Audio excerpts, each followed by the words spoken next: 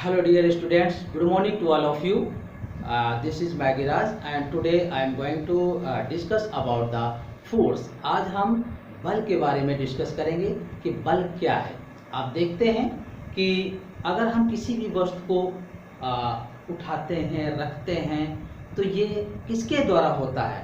बल के द्वारा ही होता है। ओके, तो बल वह धक्का या खिंचाव है किसी भी वस्तु को। देखिएगा, अगर हम धक्का देते हैं तो वो विस्थापित हो जाएगी, कुछ होगा उसमें, ठीक है, या खिंचाव खींचते हैं तो ही उठा ला पाते हैं उसको। तो बल वह धक्का या खिंचाव है जो वस्तु की स्थिति या आकार में परिवर्तन ला देता है।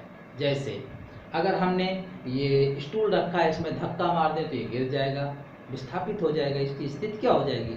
बदल जाएगी। ओके, अगर हम कोई छोटी वस्तु या कुछ भी ऐसी वस्तु ले लेते हैं और उसमें बल लगाकर उसको दबा दें तो उसकी आकृति बदल जाती है। ओके, तो बल क्या है? धक्का भी है और खिंचाव भी है। धक्का देने से भी परिवर्तन हो सकता है स्थिति में, खींचने से भी परिवर्तन हो सकता है। धक्का देकर या दबा करके उसमें करने से उसकी आकृति बदल सकती है। तो क्या है? बल वह धक्का या खिंचाव है जो किसी भी वस्तु की आकृति या स्थिति में परिवर्तन ला देती है, बल कहलाता है। ओके, बल को किससे व्यक्त करते हैं? F से डिनोट करते हैं। ओके, और इसके मात्रक होते हैं किलोग्राम मीटर प्रति सेकंड स्क्वायर, ग्राम सेंटीमीटर प्रति सेकंड स्क्वायर, या न्यूटन भी बोलते हैं या डाइन भी बोलते हैं। ये जो है, ये और ये दोनों MKS या SI मात्रक हैं और ये दोनों CGS। ओके, तो 1 न्यूटन बराबर 10⁵ डाइन, या 1 डाइन बराबर 10⁻⁵ न्यूटन। तो ये बल है और बल का सूत्र M×A होता है, द्रव्यमान गुणे त्वरण। ओके, तो बल क्या है? बल वह धक्का या खिंचाव है जो किसी भी वस्तु की स्थिति या उसके आकार में परिवर्तन ला देता है, बल कहलाता है। इसे कैपिटल F से व्यक्त करते हैं। इसका सूत्र F बराबर ma, M द्रव्यमान है और A त्वरण है, और इसके मात्रा किलोग्राम मीटर प्रति सेकंड स्क्वायर, या इसी से ग्राम सेंटीमीटर प्रति सेकंड स्क्वायर, न्यूटन भी बोलते हैं, डाइन भी बोलते हैं। तो 1 न्यूटन में 10⁵ डाइन, या उल्टा लिख दें इसी का, 1 डाइन में तो 10⁻⁵ न्यूटन। ये दोनों आपस में बराबर होते हैं। 1 न्यूटन बराबर 1 किलोग्राम मीटर प्रति सेकंड स्क्वायर, और इसी तरीके से 1 डाइन जो होता है वो 1 ग्राम सेंटीमीटर प्रति सेकंड स्क्वायर, इनके बराबर होता है। और आपस में इनमें क्या संबंध है वो ये आ गया। ओके, तो अब हम डिस्कस करते हैं प्रथम नियम क्या है, न्यूटन का गति विषयक प्रथम नियम, द्वितीय नियम और तृतीय नियम। ओके, तो अब हम देखते हैं न्यूटन का गति विषयक प्रथम नियम। न्यूटन का गति विषयक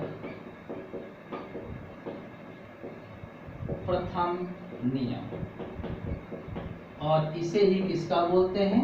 जड़त्व का नियम, या इसी को बोलते हैं गैलीलियो का नियम। किसका नियम? गैलीलियो का नियम। क्या होता है? इन तीनों में से कुछ भी पूछा जाए, एक ही है कि अगर कोई वस्तु, यदि कोई वस्तु स्थिर है या गतिमान है तो स्थिर या गतिमान ही रहेगी। कब तक? जब तक कि उसमें कोई बाह्य बल कार्य ना करे। यदि कोई वस्तु विराम में है तो विराम में ही रहेगी, या गतिमान है तो गतिमान ही रहेगी तब तक जब तक कि इसमें कोई बाह्य बल कार्य ना करे। जैसे ये कोई मेज में कोई वस्तु रखी हुई है, तो ये तब तक रखी रहेगी जब तक इसमें कोई बाह्य बल लगाकर इसको उठाया ना जाए। ये किसमें है? विराम में। या ये कोई ढालू तल में से, ये कोई कोण पर ढलान है, ये कोई वस्तु ऐसे जा रही है तो ये गतिमान ही है।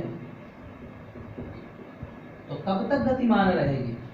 जब तक कि ये यहाँ पर जमीन पर आकर किसी भी सिरे से टकरा ना जाए या रोकी ना जाए, जब तक बल न लगाया जाए। ओके, तो यदि कोई वस्तु स्थिर है तो स्थिर ही रहेगी या गतिमान है तो गतिमान ही रहेगी। गैलीलियो ने यहाँ पर इसी बात की पुष्टि की गतिमान के लिए कि किसी ढलान तल में, ढालू तल में अगर वस्तु रखी है तो स्वतः गतिमान होगी, अन्यथा अगर समतल में रख दें, धरातल में ऐसे, तो वो स्वतः गतिमान नहीं होगी। ओके, तो ये ढालू तल के लिए है, गतिमान के लिए कि अगर कोई वस्तु विराम में है तो विराम में ही रहेगी या गतिमान है तो गतिमान ही रहेगी तब तक जब तक कि इसमें कोई बाह्य बल कार्य ना करे। और इसे ही जड़त्व का नियम कहते हैं और इसे ही गैलीलियो का नियम भी बोलते हैं। और जड़त्व द्रव्यमान का गुण होता है और इन वस्तुओं पे द्रव्यमान है तभी इन पर कोई बाह्य बल लगा करके इनकी स्थिति में परिवर्तन लाया जा सकता है। इसी तरीके से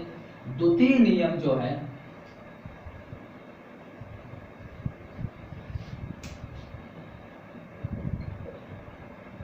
ये द्वितीय नियम के अनुसार देखिए ये चीज डिस्कस की गई कि जैसे ये हम एक्टिविटी लेते हैं, ये 10 kg की वस्तु है, ये 50 kg की वस्तु है और ये 100 kg की वस्तु है। अब इनको कोई व्यक्ति घसीट रहा है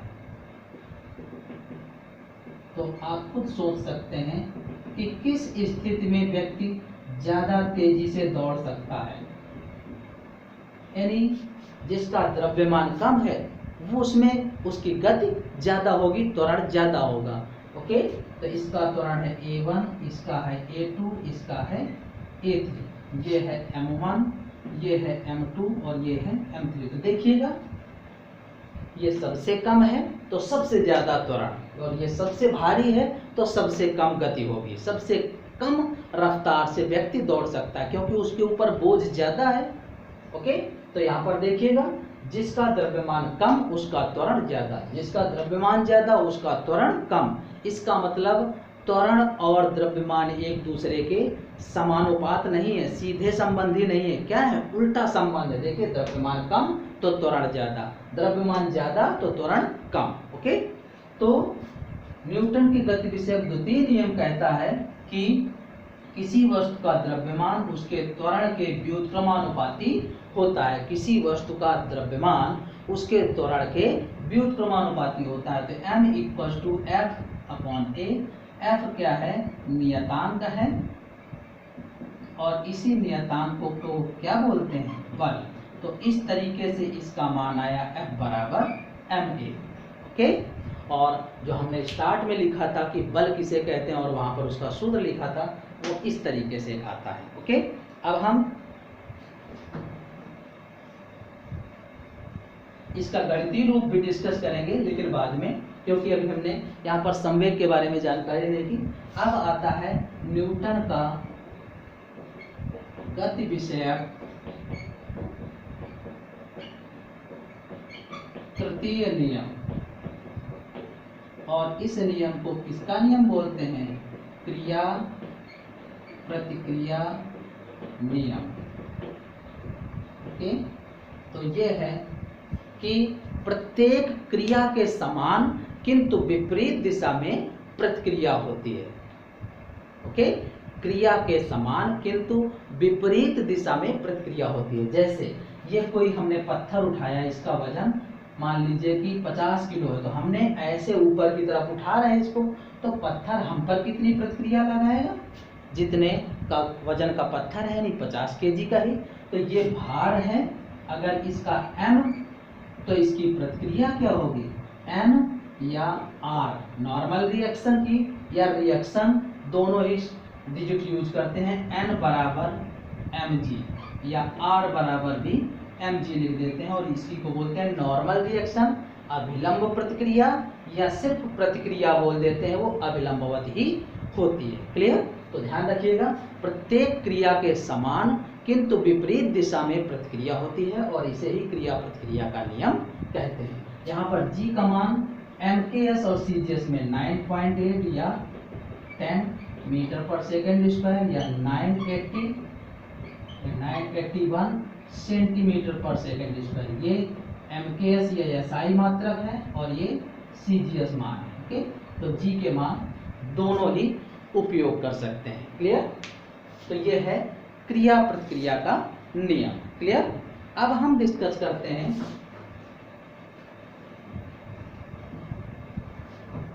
बल के प्रकार। तो बल दो प्रकार के होते हैं, एक संतुलित बल और दूसरे असंतुलित बल।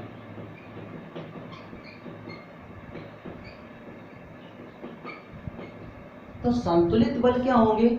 यानी संतुलित बल वे होते हैं, वे बल जिनका परिणामी शून्य हो, मतलब संतुलन में हो, संतुलित बल कहलाते हैं। और असंतुलित बल जिनका परिणामी बल शून्य ना हो, वे बल असंतुलित होते हैं। जैसे हमने देखिएगा, पहले हम एक एक्टिविटी देख रहे हैं संतुलित बल के लिए, एक उदाहरण। ओके, तो संतुलित बल कैसे होगा? तो जैसे मान लीजिए कि कुछ लोग ये रस्सी को घसीट रहे हैं, इधर मान लीजिए कि ये दो लोग हैं और इधर उसी रस्सी को घसीटने के लिए ये लोग लगे हुए हैं।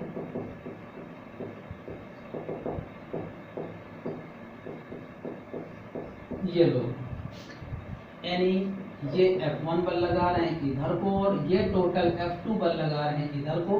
तो F रिजल्ट हो जाएगा F1 प्लस F2। ओके, यानी देखिएगा F1 इधर को है और F2 उधर को है, दोनों की दिशाएं क्या हैं? विपरीत हैं। तो इसका मतलब हम ऐसे भी कह सकते हैं कि ये माइनस F2 होगा जब लगाएंगे इसको चिन्ह से। ओके, तो जैसे संतुलन में है तो अगर ये 50 न्यूटन बल लगा रहे हैं तो ये भी 50 ही लगाएंगे, ये 100 लगा रहे हैं तो ये भी 100 लगाएंगे, ये अगर F लगा रहे हैं तो ये भी F लगाएंगे। तो इसका परिणामी बल क्या हो जाएगा? रिजल्टेंट, जिसे बोलते हैं परिणामी बल। तो ये F रिजल्ट क्या आ जाएगा? 0 आ जाएगा। तो ये है संतुलित बल।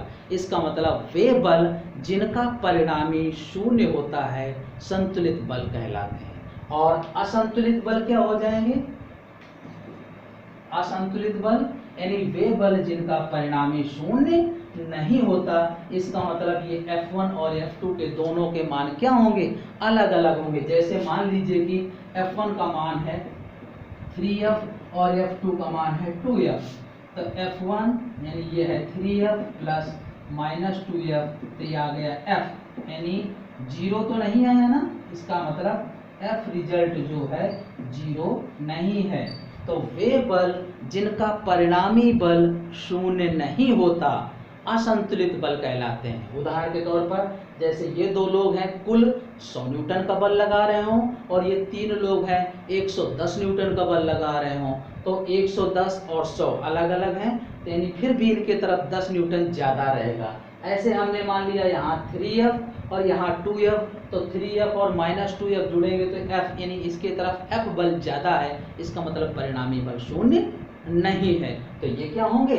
असंतुलित बल होंगे। ओके, अब हम डिस्कस करते हैं संवेग। तो ये क्या होता है? द्रव्यमान और वेग का गुणनफल क्या होता है? संवेग कहलाता है। द्रव्यमान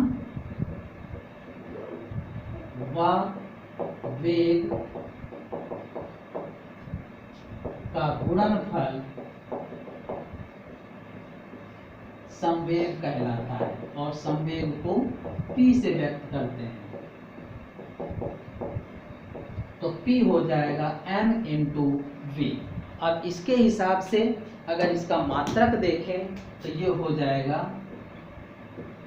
किलोग्राम मीटर प्रति सेकेंड, या इसी को हम लिख देते हैं ग्राम सेंटीमीटर प्रति सेकेंड, ऐसा भी लिख देते हैं।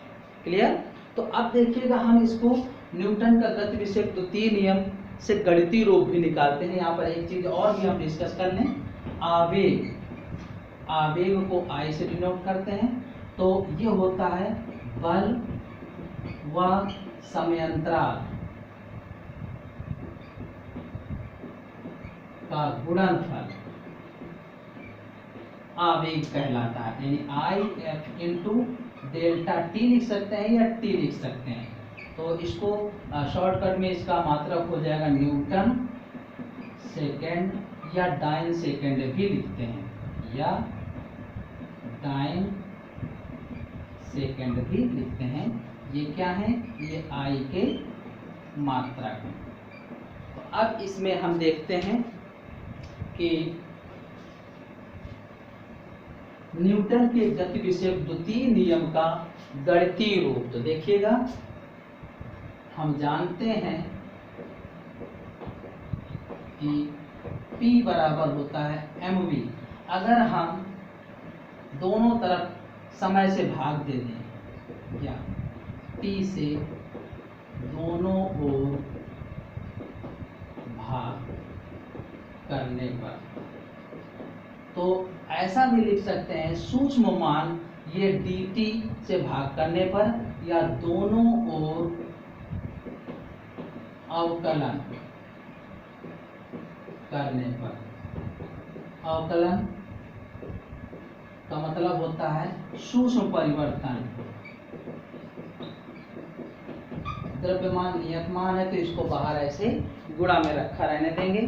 तो ये हो जाएगा dp upon dt m into, देखिएगा ये लिखा है dv अपॉन dt या delta v upon delta t, और ये क्या होता है, त्वरण होता है। तो m इंटू ए, और m इंटू ए किसके बराबर होता है, बल के। तो ये आया बल। तो देखिएगा ये है संवेग परिवर्तन, ये क्या है, संवेग परिवर्तन, और ये क्या है, समय। और समय को क्या बोलते हैं, दर। तो क्या बोलेंगे, संवेग परिवर्तन की दर को बल कहते हैं। क्या कहते हैं, संवेग परिवर्तन की दर को बल कहते हैं। और इसी से हम दूसरा सूत्र भी निकाल देंगे कि देखिएगा dp equal to f into dt, या आप ऐसे भी लिख सकते हैं delta p equal to f into delta T, और f इंटू डेल्टा टी को हमने लिखा था ये आवेग। तो आवेग किसके इक्वल है, इसके, और ये क्या है, संवेग परिवर्तन। तो सिर्फ संवेग परिवर्तन को क्या बोलते हैं, आवेग। ध्यान रखिएगा, संवेग परिवर्तन की दर को बल कहते हैं और सिर्फ संवेग परिवर्तन को आवेग बोलते हैं। क्लियर। तो इस तरीके से हम किसी भी वस्तु के लिए ये संबंध निकाल लेंगे। क्लियर।